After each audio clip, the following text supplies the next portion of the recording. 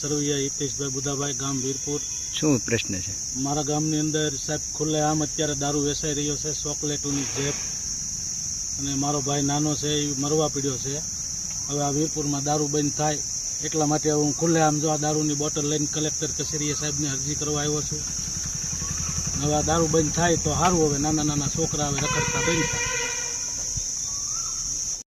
જી, આપનું નામ? લવજીભાઈ ગોહિલ, સામાજિક આગેવાન। શું પાલિતાણામાં કલેક્ટર ઓફિસે આવ્યા છો તમે, શું કહેશો? આજરોજ માનનીય કલેક્ટર સાહેબને અહીંયા મળવા માટે આવેલ છે। એક વીરપુર પાલી એટલે કે હવામેલ પાસે આવેલ ત્યાં દારૂ અંગેની મેટરની અંદર એક છોકરો છે નાની ઉંમરનો, દારૂ પી અને વધારે અત્યારે તકલીફ થયેલ છે ને એની સાથે દારૂની બોટલો સાથે આ લોકો વીરપુરથી આવેલ છે અને એ કલેક્ટર સાહેબને રજૂ કરવામાં આવેલ છે। દારૂની બોટલની રૂબરૂમાં રજૂઆત કરી છે કે આના માટે કંઈક કરવામાં આવે, યુવા ધન છે એ બરબાદ થઈ રહ્યું છે। એટલે કહેવાનું એવું છે કે આખા પાલિતાણા તાલુકાની અંદર, વીરપુર ગામ તો ઠીક છે, આખા પાલિતાણા તાલુકાની અંદર દારૂનો બંધ કરવામાં આવે અને એના માટે ઉચ્ચ કક્ષાએથી તપાસની કાર્યવાહી થાય અને સદંતર દારૂ પાલિતાણા તાલુકામાં બંધ થાય એવી અમારી માંગણી છે। જી, આપનું નામ? મારું નામ જનક જીવાણી, હું એક જાગૃત નાગરિક છું।